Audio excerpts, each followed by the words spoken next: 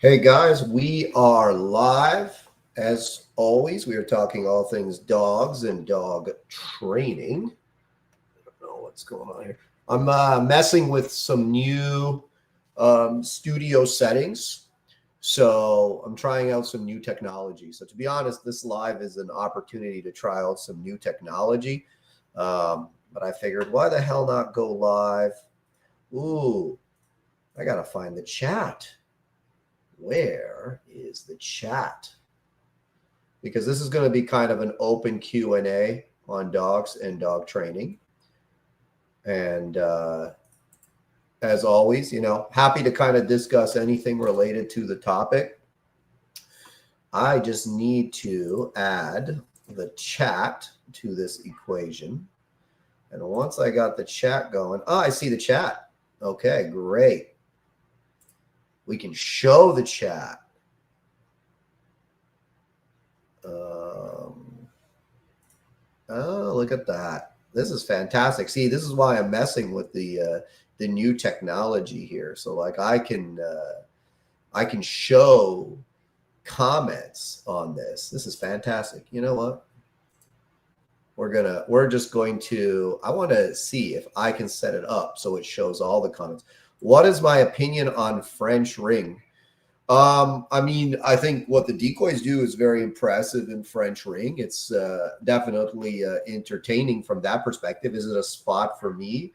Or is it a sport for me? Definitely not. It's not for me. The obedience and the bite work, it just doesn't particularly make me excited. So it's not something I would ever do. Thoughts on Tommy Vinca pup? You mean the puppy that I have? Well, she's not a puppy anymore. You're talking about Juice? Juice is, what is Juice? Juice is not a puppy. She's like 4 years old now. She's going to be, well, there's already a breeding that's happened with her. And, extreme drive dog. Not the most easy to control dog, but extreme drive dog. So Tyler says, I want to set this so like just whatever you guys say pops up on stream. And oh, there you go. Perfect. Look at that. This is fantastic. There you go. See, now we can all see the chat. Do I still have her? No, I co-own Juice with Mark Peluso in the United States. He's a police dog guy. So, I think she's in a good hands with him. So, but I'll be getting half the litter when and if hopefully she takes from the last breeding. So what do we got here? Man, this is kind of working well once I figured this out. Tyler says, I've seen your videos with Hammer. What age would I start e-collar training? There's no magical age. So for me, as I bring a sport dog along, contrary to popular belief, I don't just strap an e-collar on every dog that walks through the door. There's actually a ton of foundation that needs to be laid. So what you guys have to understand with the e-collar is the e-collar is what's the word? It's completely slipping my mind. It is a physical contact cue, right? People have different words for it. I just call it a physical contact cue because it's a cue that actually is touching the dog. The thing with physical contact cues is there are many physical contact cues. And in the beginning, when we start to train a dog, especially a puppy, I don't use the e-collar as their first contact cue. The first contact cue is actually my hands. And then from my hands, we go to the leash. And then from the leash, oftentimes I will go to the e-collar. So the e-collar is actually kind of last on the list. And I like to lay everything in there the way that I want with the leash before I add the e-collar. Like you got to think of the e-collar, it's just wireless contact, right? All this type of train without the e-collar. It's like, all right, dummy, you train without a leash. How's that? Right? It's the same thing, right? A leash is just simply an analog physical contact cue between you and the dog. The e-collar is a wireless physical contact cue. Needless to say, in 2025, right? Why in God's name, if you can be wireless, would you be analog? But the good thing about analog is it's easier for the dog to understand and for you to understand. It's actually easier, right? but of course, because it's analog, it has natural limitations that are removed with wireless, right? And wireless is much more quick, and there's also tons of other things that it does. But suffice to say that physical contact for me starts analog and then goes wireless. Arch says an acquaintance of mine owns Vinca. Vinca's Juice's mother, and from the video looks like basically a carbon copy of Juice, and repeated the breeding, although he's keeping all of them. Yeah, definitely take one from that breeding if you can. Those will be absolutely insane puppies. Juice, anybody who's met Juice says, holy crap, like that's probably the most extreme female I've ever met. You know, like she is an extreme female, like really, really extreme. Not nasty extreme, though she can certainly be nasty, but like extreme drive. Just a fantastic KNPV type dog if you're into those. Do I like, Anthony asked me if I like concrete or pea gravel for my breeding dog kennels and why. Well, I mean, look, concrete, obviously you can wash it down. Very expensive though, of course. Pea gravel, you can clean up the mess, but you're always losing a little pea gravel with every mess that you clean up. So Khalil says, doing your sport dog bundle with my smooth fox terrier just for fun, and it's going amazing. Yeah, man, that stuff works for all dogs. It turns out that creating arousal and then channeling it into your obedience is fun for pretty much any dog out there. I did that stuff with a Presa once, and he had a hell of a time. Chip says, is it okay to learn IGP with a Showline Shepherd, as I don't have a lot of experience in the sport? Yeah, of course. Why wouldn't it be?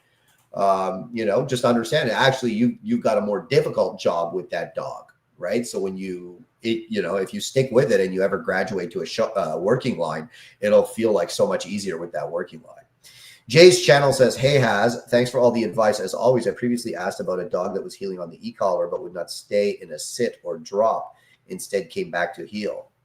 You suggested continuing to apply pressure. I went back to basics and started a stay, which has helped, but she breaks early still. It's better, but any advice, please? Yeah, I don't really know what you're doing, to be honest with you, because installing a stay is like, there's no like installing a stay. Like a stay, like stays are implied. If I tell you to sit, there's no like, oh, like sit for however long you feel like it. If I say sit, you sit until I tell you to stop sitting. That's the way that I've always trained. I've never allowed the dog to decide how long or, how little or how long they want to stay. So, it's one of those things where, I'm not really kind of sure what you're doing. This is not something that I can answer on a live. Like you got to properly follow a program. If you're following my program, then this question is answered in the program. Go back and follow the steps properly in the Elite Off Leash Obedience course. If your dog is not holding positions and is breaking positions or coming back to you instead of assuming a position at distance, that's a different thing altogether. But again, all of these things are easy to train with the right foundation. Crew says, getting my first working line shepherd, grabbing your training program. Very excited. Fantastic, man. Congratulations. Ty Koning says, hey, Haz, we are patiently waiting for Joker. We are so excited. Well, Ty, I hope you watched the instructional video I made for you guys with Joker. Joker was the star of the show because, he was a good demo dog to use for the instructional. Man, he's going to be a real nice dog. Like if you want a really nice protection dog, I think he'll definitely fit the bill there. And it'll be a cool dog you can take everywhere with you. And, you can still see he has a lot of growing to do. So he's going to be a cool looking dog. The in crowd says, hi, Haz, I found a GSD abandoned on the street in Arizona. We've been through your reactivity and off leash course, and it has made a world of difference. Just want to say thank you. That's fantastic. And I'm glad you were able to help that street dog out with our training. Always happy to hear and see things like that. This is from Chelsea. Question, for someone who wants a shepherd but doesn't want to do bite sports, but breeders like you say Showline shepherds have bad nerves, but that sport dogs would be too intense if you want a pet shepherd. So where does one get a good pet shepherd with good nerves? So I actually didn't say that show lines. Okay, well, I mean, show lines is a very broad statement. Hold on. I'm going to answer your question in 1 second.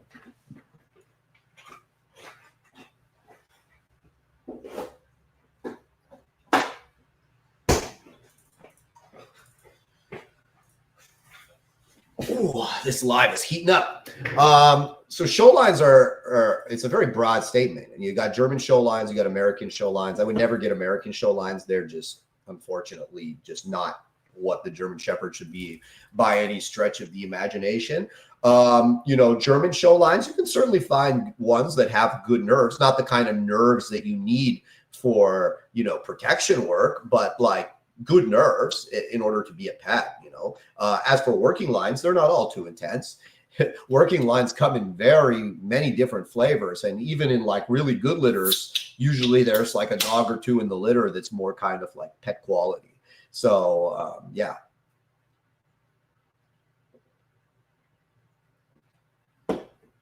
Khalil says, are the slip leads on your website stretch material? No, they're paracord.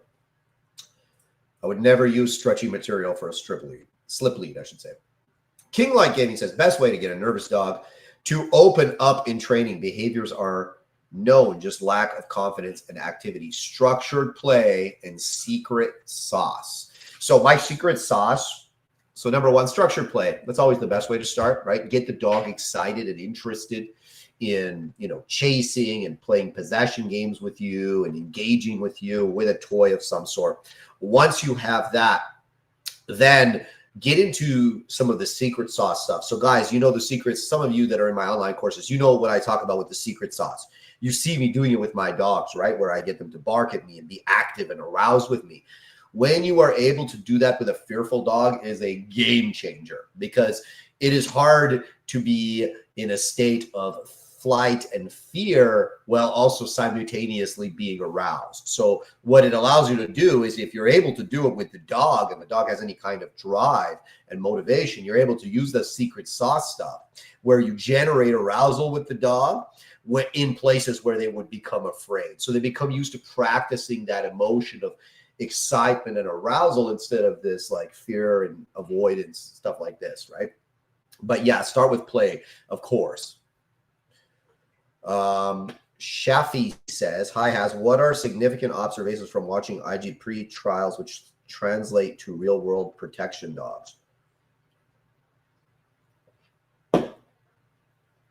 That when you switch the environment, even if you think the dog knows what he or she is supposed to do, oftentimes simply changing the environment and increasing the criteria can completely, destroy the confidence of the dog. So the other thing too that you see in trial is even like the most strong dogs, right? Like really strong, good dogs. If they believe that they're wrong, especially if they have respect for the handler, if they believe that what they're doing is not okay, they might still do it, but they won't do it with their full commitment, right? So I'll give you an example. For me with Chico, right? You guys know Chico. He's an extreme dog. He's always like making fantastic videos, crazy. When he's on his game, there's few dogs that can match him. But with him, I've worked so hard on the control, and he does have a lot of respect for me. So Chico might do something that is wrong, but it's funny. He knows it's wrong. He'll keep going, but now his performance plummets. The power and the commitment he has plummets, because he's kind of like thinking, oh no, I screwed up. There's daddy over there, but there's this thing that I want over here. So he keeps doing it, but he's not doing it the right way. And you see everything begin to deteriorate because dogs really aren't very good at multitasking. So it's very important that the dog know 110% that this thing that I'm doing is the right thing. So from a protection standpoint, right? A lot of times, and you'll see this with the dogs, right? In the beginning, when you do the protection training, especially when you start doing more civil work in the woods and stuff like this, the dog will see what would appear to be a threat. And they might even key in on the threat and start to become active on the threat, woo, woo, woo. And then they'll look at you like, oh crap, right? Woo. And then they look at mommy or daddy and they're like, oh crap, like, am I wrong? Is this allowed? You know what I mean? And this is where it's really important to show the dog these different scenarios and give the dog that reassurance that, hey, this is okay. It's okay to act like this. It's okay to switch into this mode, because it allows the dog to commit all of his or herself to that thing. Now, the other side is you could just have this raving maniac that is a threat to everybody around him or her, and that is full commitment and full forward and never second guesses anything. But of course, that's not really a dog that most sane people would ever really want to live with. So there's a balance, you know, between control and what's the word? Control and power. And, you know, part of finding that balance is assuring the dog that this thing that they're doing is the right thing.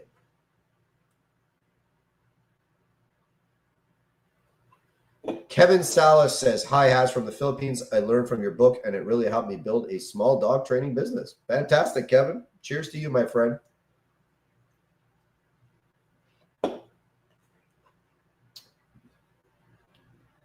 Let's see here. My Dog Blitz says, hi, Haz. I put a dog through the puppy course, Power Play, Elite Off Leash, and Secret Sauce course. He's not quite 11 months old, and he's incredible. Off leash, happy, full power. Thank you.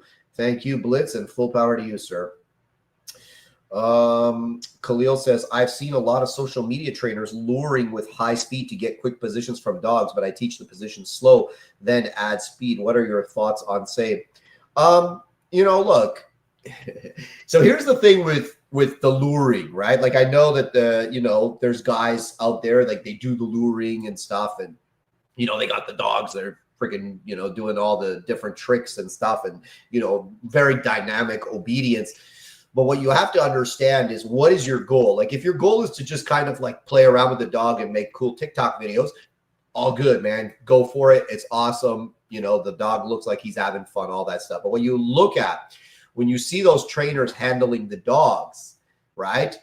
What you see is them helping the dogs a shit ton with the way that they move, right? So, like, you know, they'll be like, plots, sit, foos, you know, and they're like doing all these movements. Like, here, they'll step back like really fast, you know, like, and their movements complement the dog's movements. And it's kind of like basically like a doggy dancing, right? Is what it is.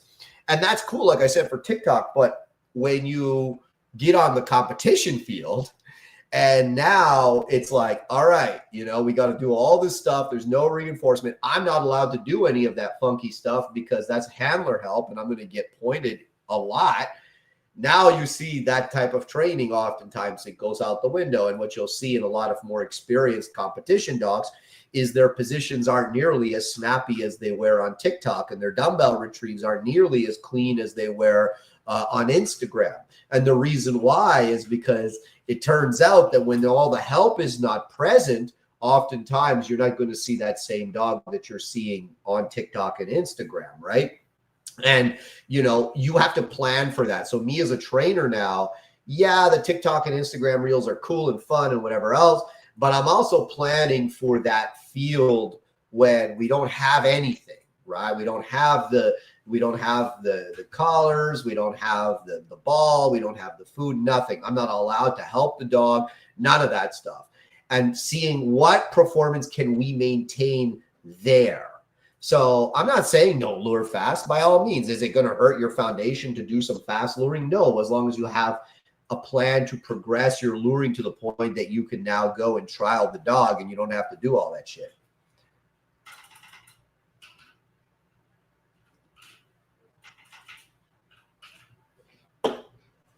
Jade, if you have my gold program and your dog comes back to heel from a distance command, go back and watch what I wrote or watch my video on distance commands in the Elite Off Leash course, right? There's simple solutions for that, whether it's a back tie, whether it's a place, right? It's all about holding the dog accountable. Number one, when she hears the position, she should immediately enter the position, right? And that's her understanding what the position means. There's a lot of dogs, if the dog is 20 feet away and you say down, they only understand down in the context of being like close to you. So they run back to you and lie down. But the way that we show you in how to teach distance commands in the Elite Off Leash course, right? Follow that. and go and work on that. Work on that until the dog is consistently able to do that and understands. When I hear down, it doesn't matter where I am, my belly hits the ground. When I hear sit, it doesn't matter where I am, my ass hits the ground, right? And then from there, the stay is implied in all our training. If the dog breaks the stay, what do we do? Right? It's in the elite off leash program, what to do if your dog breaks the sit or breaks the down, whether the dog is next to you or away from you. The rules are the same. So you need to go back and watch the distance command portion of the course. Larry says, when breeding, how do you add or take away traits from puppies produced? Is it easy as breeding to the temperament or traits desired or not desired? No, I mean, look, when breeding, there's a number of factors to consider, right? It's not just the parents, it's the pedigree behind the parents, right? You're not just breeding mommy and daddy, you're breeding grandparents. In many cases, we don't know the grandparents directly.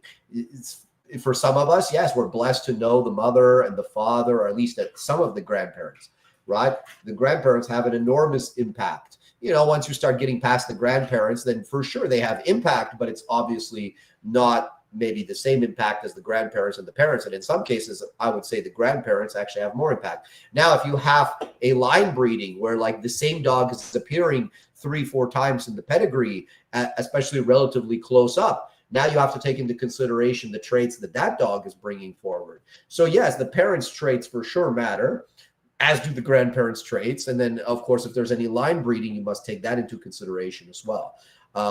But, you know, if breeding was easy, everyone would do it and everyone would be successful.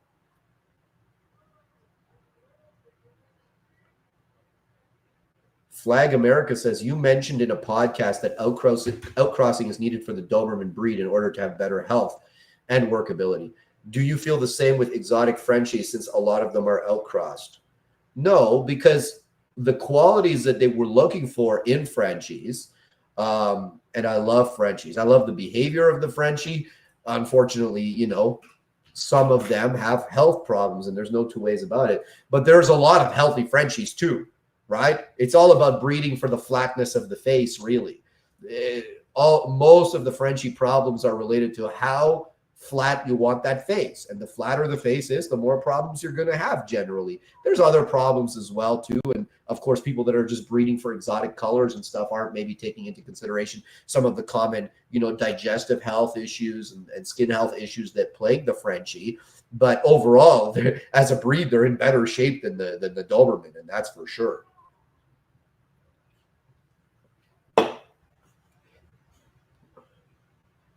Bobby Max says, I took my Husky German Shepherd mix to full off leash, using only Haz's YouTube videos, and cleaned it up more with his book. Well, fantastic, Bobby. Happy to hear it, buddy. Ariana Tonti says, why does FCI require pedigree to enter IGP competition and other restrictions like cosmetically altered not allowed? Well, of course, you know, there's this fatwa right now against cropping and docking in Europe, where, you know, it's considered like barbaric to crop and dock a dog. So, you know, that's why they're not allowing it for, what's the word? Political correctness, for political correctness concerns. Why do you require pedigree? Well, the FCI is a kennel club. So, I mean, why would they allow people without a pedigree to compete?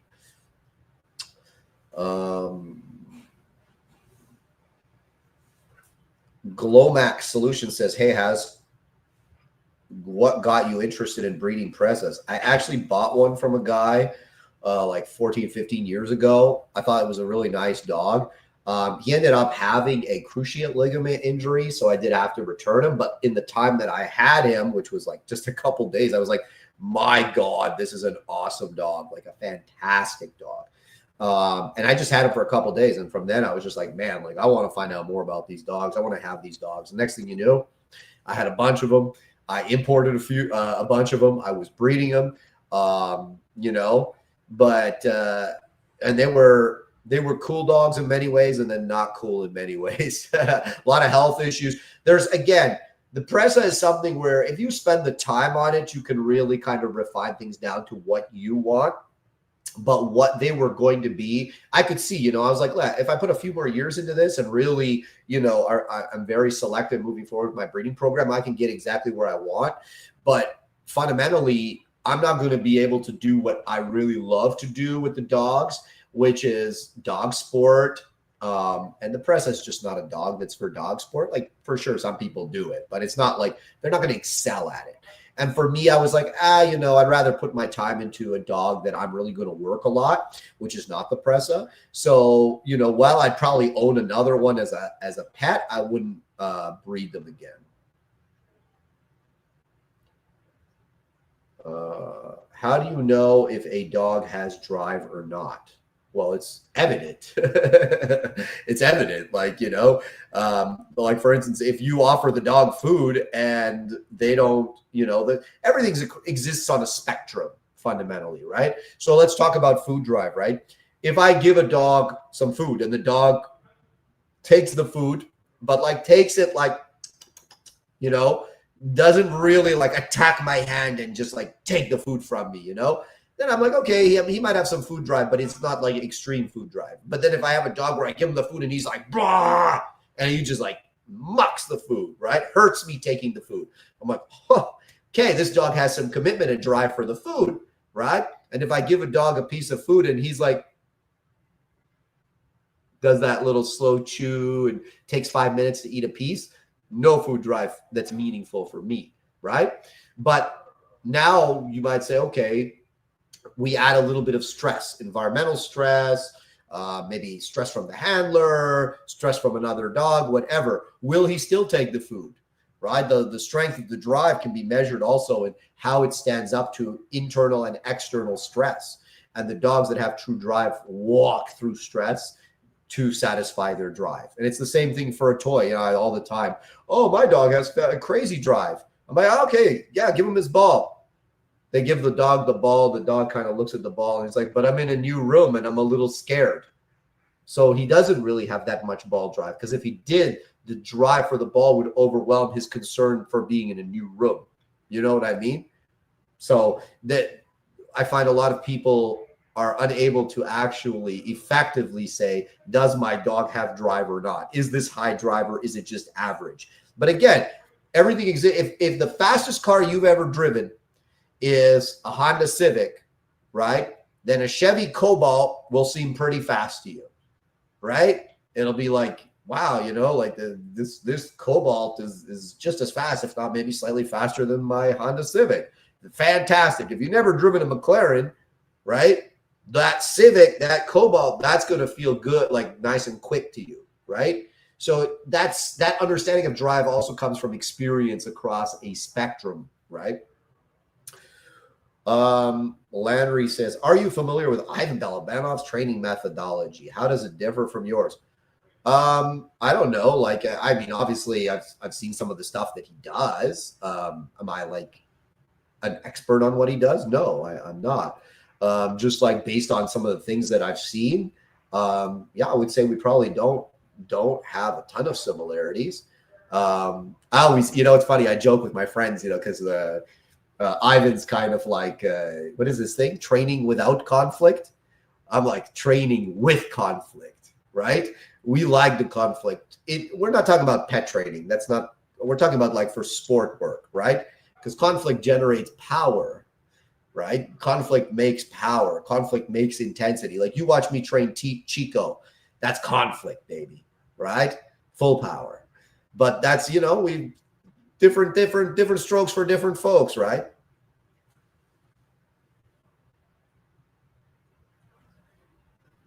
Sexy Nero says, hey man, it's 2:30 in Romania, but I had to tune in for a second just to ask, 7-week-old puppy, should I start LAX training, lax training? I'm not sure what lax training. You mean leash training? Sure, but he's a 7-week-old puppy, so don't make him do too much, Keep in mind, he's going to get tired very quickly.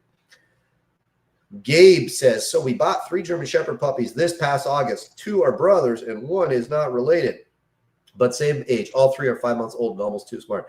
Is there a way to train them to be family pets and protection dogs, or is it one or the other? Best way to start protection training? Well, I mean, look, man, like you got 3 dogs. So I'm going to assume number one, you must be living on a farm or something and they're outside all the time. Otherwise, living in your house with 3 dogs, unless they're very calm and relaxed naturally, is going to be not particularly fun. You know, I'm never a fan of buying multiple puppies at the same time and then keeping them together, because what happens is they become addicted to playing with each other. And it makes it actually a little bit more difficult to get them to engage with you and train. I believe they call that like littermate syndrome or something like that. But yeah, like, I mean, look, man, for protection, I don't know, like you got a German Shepherd puppy, right? It's like saying, you know, hey, Haz, like I'm black, but would I be good at basketball?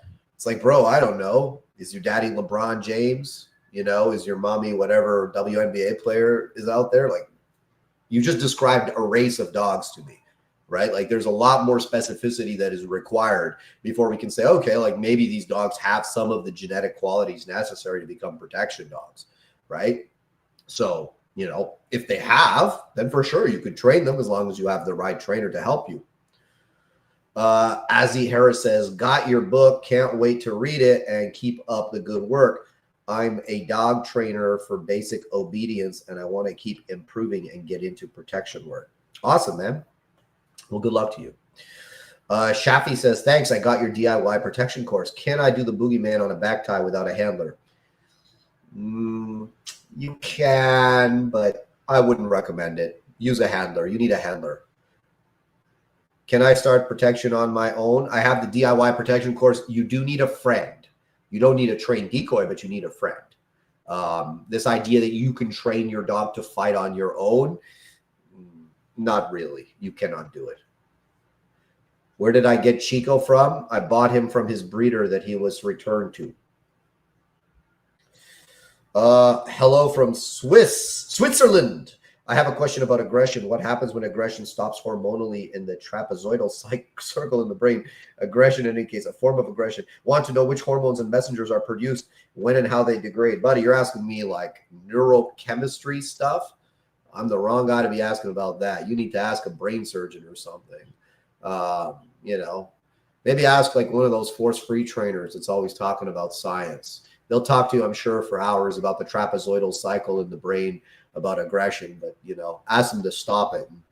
They might run out of issues. You know, fundamentally, what you should know about aggression is that it is always stimulated by a number of different things. So the first thing that you need to know about aggression is that it is stimulated by arousal. Arousal must be present, right? The arousal creates the energy that manifests into the aggression. So usually you will not see like a dog from like calm, like that's very calm and relaxed, become aggressive. Usually you see the arousal become high and then the aggression occur. There are many things that can stimulate aggression, right? Rank dominance, you see 2 dogs playing, the playing gets a little too rough, somebody gets hurt, somebody feels threatened, and then all of a sudden it escalates into aggression. But it started with the arousal of the play. Defensive aggression, right, where the dog perceives a threat from a stranger or a strange dog. Again, you'll see that the dog is triggered by the presence of the stranger. Immediately, you see the body language heightened, the hackles up, ears up, tail up, right? The dog sees it, and you see the respiration increase and the intensity of the dog increase before the dog's threshold is overcome, and you see the explosion of aggression. Of course, there's prey aggression. You know, there's resource guarding aggression, all of that type of stuff. Julio says, I got the e-collar webinar. I like it. Well, congratulations, Julio. I should say Julio. Do I still have a trainer program? I do. I put the trainer program on hold right now because I am too busy to have more pro trainers. I'll open the program up again soon. I know people have been banging down the door to get in. I'll open it up again soon, but not yet. Riley says, hey, Haz, nice shirt, broski. Thank you. Thank you very much. Saint says, I bought a puppy from a breeder. Both parents, great, certified in standard. My puppy, 14 months old, is smaller than breed standard. What do you think went wrong?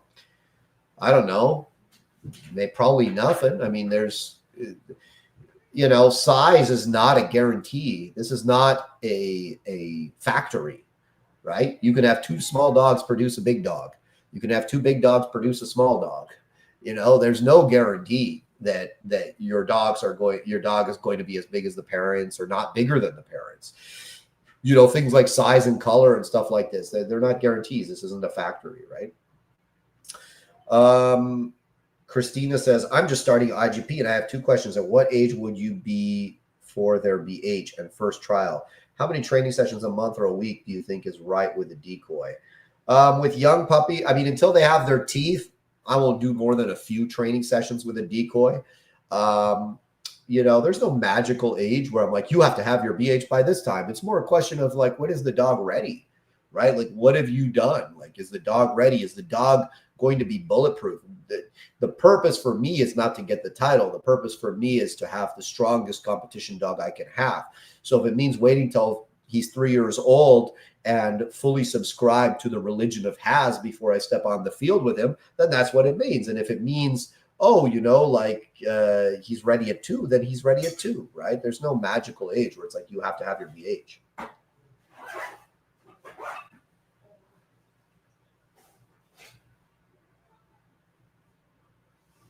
Neil Askew says, hi, Haz. I bought my German Shepherd puppy in his first obedience class at your facility this week. And I just wanted to say it was an excellent experience for myself and my puppy. Can't wait for the next one. Well, thank you, Neil. And I hope to see you again soon.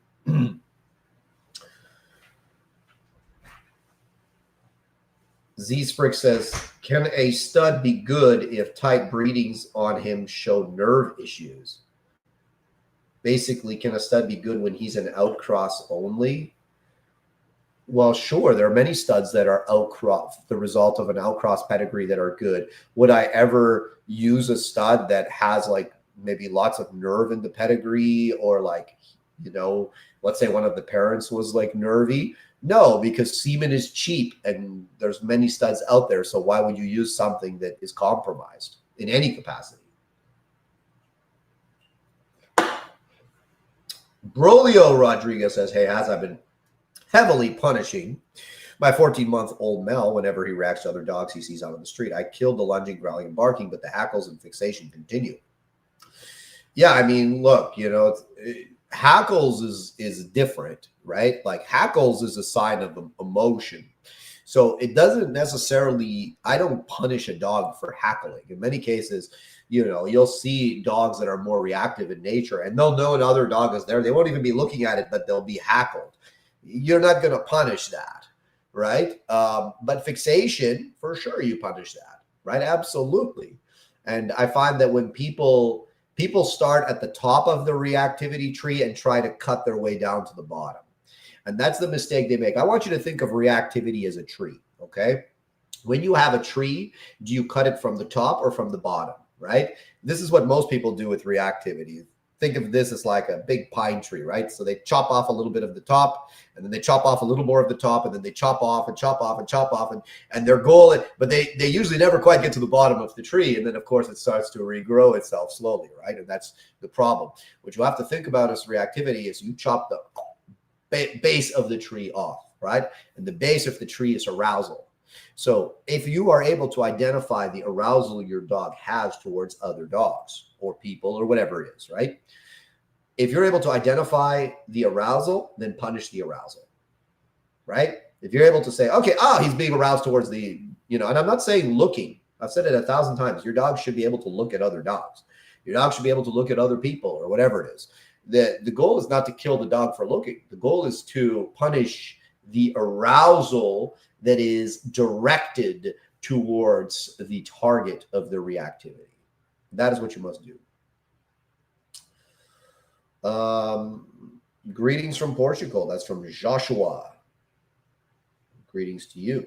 Nick says, Haz, I'm going to have to catch this later. All right. Well, thank you for stopping by.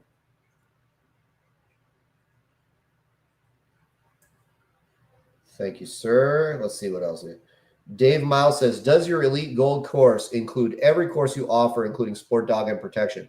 It does. The only thing the Elite Gold currently does not include are my webinars.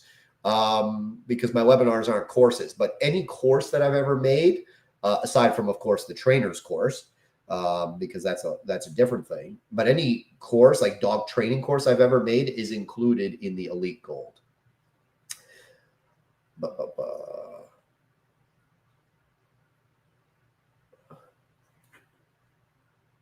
Have I started assessing the Bang Yarrow litter yet? No, they're too young.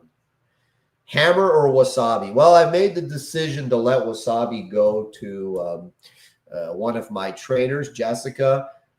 She was looking for a top sport dog. And Wasabi, just, you know, the one thing that bothered me about her, and I could see we just weren't going to quite be a match because she was a bit of a piddler. And by piddler, I mean, she was so excited when you would let her out of the kennel, she'd always make a little puddle on the ground. And that would drive me crazy. And it usually goes away by the time, like, the dog's a year or whatever. But I knew that was going to drive me absolutely up the wall. And I was like, no, I'm not going to live like that. So I said, you know what, Jessica, you take Wasabi. I know she'll do a fantastic job with her. And I'm just going to keep playing with Hammer. Is he a dog for the big stadium? I don't know. I know he's going to have probably good protection. And he's probably going to have really good tracking. I don't know if he's going to have the obedience I want in the big house, but we'll see. They can surprise you. Do I think a dog can do PSA and be a fully trained personal protection dog? Yeah, sure. Why not? Derek Rigo says, I did a DIY and regular protection course. My Mal is 10 months old and looking good, but has developed equipment fixation as she moved from boogeymans to sleeve work. Do you suggest using the e-collar to correct off dead equipment during shedding drills? Yeah, so if it's a shedding issue, like equipment shedding, like she won't like leave the dead equipment and come. I mean, typically I'll actually start by making, like, I'll back tie the dog and I'll put dead equipment around, and then I'll have a decoy there, and I'll set the dog up to go to the dead equipment and bite it, which inevitably they will. You've got a 10-month-old dog, though. That is a baby, my friend. So, like, should you be putting big pressure on the dog right now? I mean, you're doing equipment shedding already. I wouldn't do that. That's my thing. You know, all I would do is I would show the dog that the dog can bite the man without visible equipment. You know, I would maybe show the dog a hidden sleeve. I would show the dog, you know, bite suit, stuff like this, right? You don't have to always use a sleeve. That's what I would do. So actually, I was about to say, like, you know, I'll set the dog up to take like the dead equipment and I'll correct them. But then I'm like, this is a 10-month-old dog. It's kind of young to be doing stuff like that. Hans says, hey, Haz, I just went through hell to get the hardest male giant Schnauzer puppy I could get my hands on. I would love your opinion on the ceiling you believe a Schnauzer can reach for family protection. Well, I mean, I think I've seen some pretty cool Schnauzers. So, I mean, I don't know that there's much of a ceiling, like in terms of a protection dog. Should be able to do it all if it's a good dog. Luan says, you don't want to move to the U.S., but do you have plans to open a facility in the U.S. in the near future? I mean, anything can happen, but I don't have anything concrete yet. DF says, do you see a difference in the dog's performances between your style of sport, dog training, and other champs? Not to quote Balbinov again. Or is the final result similar in your opinion? Well, it depends on what factor, right? And like what breed are we talking, right? I don't compare myself to Malinois guys in general because that's a different breed of dog and they react a little bit differently. You know, do I compare myself to shepherd guys? Of course. And there's different guys that have different systems. So, you know, I think when I'm on my game and my dog is on my game and I go in the stadium, if everything comes together, we can compete with anybody. Like, I'm not worried about that. I'm not like, oh no, you know, like something's wrong with the stadium. You know what I mean? Like, I've seen enough good stuff in the stadium from both my dogs, both Gage and Chico, that I know that if they're both doing what they need to do, there's nothing that I've seen on that level where I'm like, oh wow, like that's something really different. If that makes sense to you. You know, so yeah, no, not really.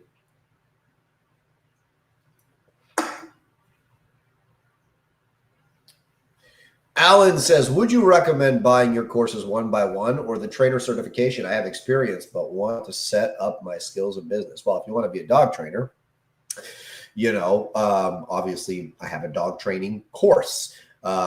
If you want to just learn about something specific, it depends. Like some people are like, look, Haz, I don't care about anything except focus healing. All I want to learn is focus heal. I say, okay, no problem. Get the focus heal course. But if you're like, I don't know, I kind of want to learn everything. Well, get the elite gold, right? Because that's going to give you access to everything. Heidi says, been working with my working line German Shepherds every day, or German Shepherd every day. Love her drive. She's 6.5 months old. Will her drive in intensity, or should I worry that it will slow down as she gets older? Oh, you mean increase? Yeah, it usually does increase. If you're doing the right things, you should only see it grow. If you're doing the wrong things, well, you can suppress it to some degree.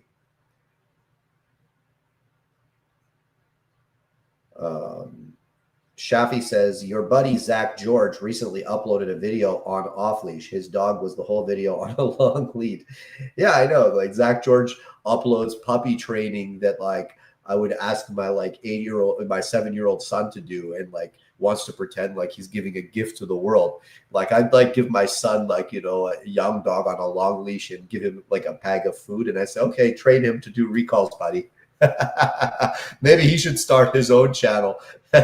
It's funny because my sons, they both actually lately were showing me lives that they did. I guess they know that I do lives, right? So they have these little fake cameras where they can actually shoot little videos and then play them back on the screen. And they both were wearing full power shirts and doing lives. So I don't know. Maybe I'll get one of them up on YouTube, and he can give Zach a run for his money with his training system.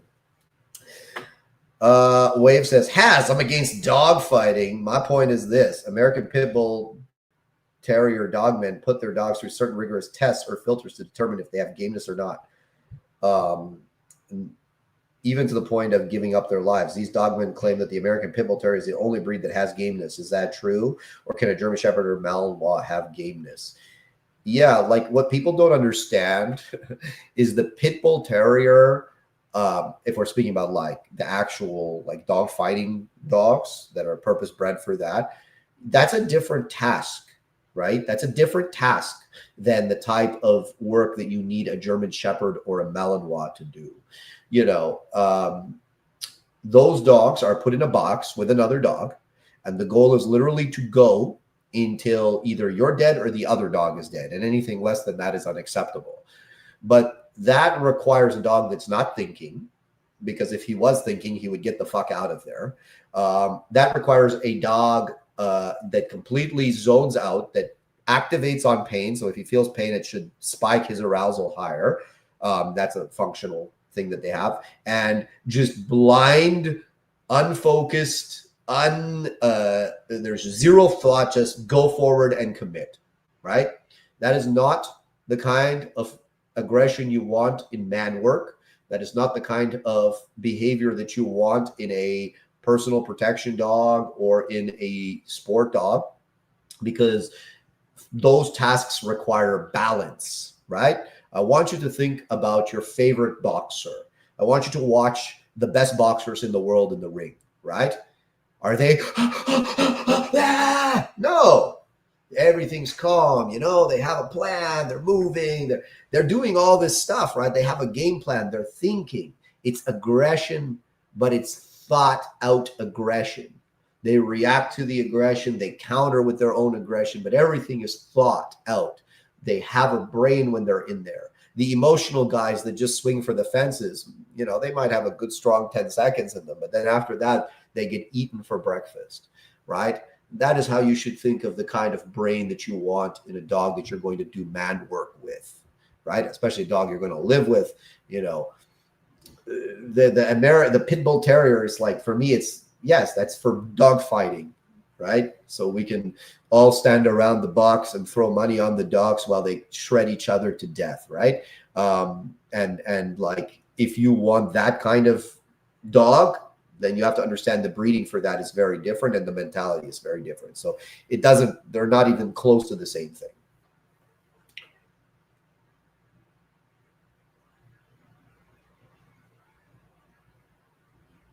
Let's see what else we have here. Can I do more videos with the Rottweilers? Yeah, I should do an elite. I should do a video with a Rottweiler. Stalwin GSD says, would expand on your protection course by having a helper decoy course. Yes. So I'm working on a bite suit course right now. I do have the protection foundations course. So if you have the elite gold, then you do have access to my protection foundations course, which gets really into the depths of bite work, from grip development to targeting to long attacks to all of that stuff. Supersonic says, how would you deal with a SWAT canine that must be in close quarters with other SWAT members but is aggressive and tries to bite them? Would you simply apply punishment? Both, right? For sure. Like, again, you're speaking about a dog that's all gas, no brakes. And the problem with that is everybody's getting run over. You know, you've got to, number one, desensitize the dog to working in that team environment, right? Like when you do bite work, are you just by yourself with the dog and the decoy, or is the team around, right? Like in the team, if you want the dog to be a functional part of the team, and I'm not an expert on SWAT tactics, nor am I pretending to be, but I'll say this: if you want the dog to be a member of your team and an integral part of a team that's part of your that's part of your tactics, then he must train within the team, right? So he should be used to the other members of your team. He should almost know the other members of your team. He should literally be able to run past 5 members of your team and hit the bad guy. If 2 members of your team are pinning a guy down, he should be able to, attack through them, the guy, if he needs to, right? Like, and you have to train him for that. So of course there's going to be times when it's like, hey bro, no, we don't do that to teammates. These are the guys that you're allowed to get. You're not allowed to get those guys. You can get these guys, right? You must, of course, do team neutrality. You must, of course, correct him for going after the wrong people. But, it must be in a way that he understands it. Like, this is what a bad guy looks like and acts like. You are allowed to bite if I'm, doing X, Y, and Z. You are not allowed to bite these guys here, right? Like, there's a lot of different things that you need to do in order to desensitize your dog to the rest of the team.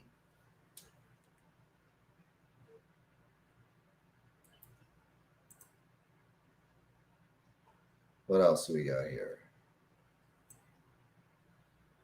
How many years of trial and mistake do you think your younger self would have saved if you started with the Shield Canine Elite Gold course? I don't know, because, to be honest, you kind of want to win. Like, I didn't really want to win until like 3 years ago. And wanting to win is a very different mentality than just doing the sport, if that makes sense. Wanting to win is like, okay, like I want to be on the podium. How do we do that? So it took me 3 years to start actualizing that goal. Is that really like a long time in dog sport? No, it's not. You know what I mean? Would the courses have helped me? Yes, because even though I didn't really say I want to win, I would have definitely been able to accomplish the titles that I was trying to trial for a lot sooner. And I was definitely very lost when it came to things like tracking and trial preparation, and obviously I've learned all of those lessons the hard way. Alan says, should I take the Elite Gold over the Pro Trainer certification? Well, if you want access to all my training courses except the Pro Trainer certification, then by all means. The good news is if you have the Elite Gold and you decide later you want to be the Pro Trainer, you're not paying full pop for the Pro Trainer. There's actually a discount because you took the Elite Gold. So you're not going to lose money, to be honest with you. Do I force fetch my dogs similar to retrievers? Not similar to retrievers, but we do an element of force fetch in all the retrieves. Yes. Would you describe respectively how would go if you let Chico and then Gage off leash with other male dogs? Would it turn into a bloodbath right away? Or is there a slight chance of a play? Well, Gage actually won't do anything unless he's attacked. So I can have him around other males. He'll growl and hackle and be like, meh, but he won't do anything. And he respects me enough that if I say, hey, bro, knock it off, he'll knock it off. Chico, once he realized it wasn't a female that he could hump, would just full on just get on it and attack it. And we'd probably all get hurt trying to separate him from that equation, especially if we didn't have any tools on him. You know, he's just really intense and dominant with other dogs. And, you know, with a muzzle, I can have him around them, like in terms of like loose, but like, it's just not something that I've really put a lot of time into, nor would I, just because the chances of him getting hurt, another dog getting hurt, me getting hurt, it's just like, it's not worth it, you know. But he'll walk by other dogs, no problem. Like, it's not a big deal. It's more like, oh, are they going to play together? Hells to the no. Do I think dog cloning will be part of IGP? I mean, maybe. They would have to change their rules. They don't even allow artificial insemination right now. So I don't know where dog cloning kind of goes on there. Raul Garcia says, Haz, where's the video of the pit bull that you spun out? Is it in the reactive? I didn't see it. No, I didn't make it. I didn't have a video camera running, you know, when the dog came for me. But you can see him as one of like my earliest promo videos. Horrific editing, by the way. His name was Grizzo, and he was a red-nosed pit bull. I don't know, maybe like 10 years ago on the YouTube channel. You see me walking him off leash.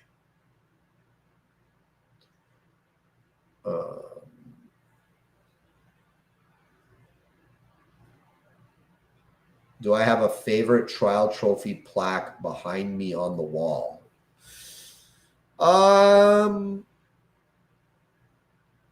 Yeah, I think. What was it? This one. This was my first. Well, it wasn't my first high-end trial, but it was my first high-end trial at a regional. I like that one. Got that one in Quebec. That one was probably one of the more meaningful ones to me, just because I'd never done it before. So, yeah.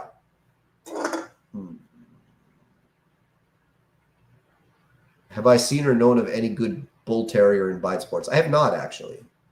How do I make sure I never, this is from Heidi, suppress her drive? I'm training using your elite off-leash course, and we play intense tug games, incorporating obedience. Well, I mean, if you're following the course and, you know, you're doing all the things that we're doing in there, then you should be fine. Like, I just say these things because, you know, some people do unbelievably crazy stuff, right? Khalil says, can you determine high versus extreme drive in puppies? Like you said, Gage is high drive and Chico's extreme. Could that be determined as puppies? No, you could see some markers, but a lot of the time, you know, puppies can plateau early or develop late, especially when we speak about German Shepherds, right? Plateau early, you think, oh, wow, like he's really showing a lot. He's going to be fantastic. But really, he's just showing you a lot of what he already has, and there's not a lot more upside to be seen with him. And then on the other end, it's like you see one, he's kind of like, but then like he just keeps going and going and going and snowballing. And then, you know, by the time the dog is a year old, like, you know, he's just extreme, you know, so I've certainly seen it both ways. Okay, guys, fantastic talking to all of you. I think I like this method of doing lives with StreamYard. So I think I'll try this again in the future. All right, guys, you all have a fantastic day. Or night, I should say, and I'll see you on the next one.